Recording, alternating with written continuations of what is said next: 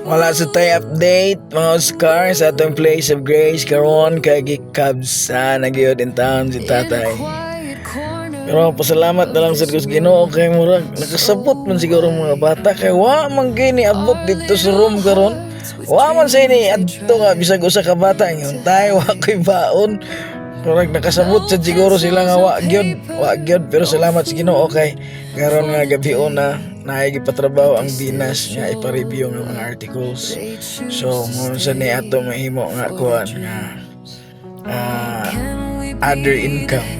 So na sa bahin ani ang kuan mga bata. So ugma na tayo may palit og snacks. O nasa may tubig kay nagpatrabaho man ang Dinas. Articles yan.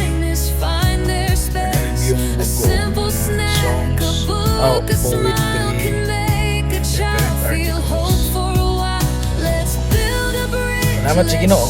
Nagapaigo siya aron mag-provide ng panginahanglanon sa atong ministry, kung this is ministry. Mga bata, maka-snack na pinatong. Pasalamatan akong Ginoo. Bisag nagbiyahe mi karon, gikan ng mga kawayan. So, salamat sa safety. God bless.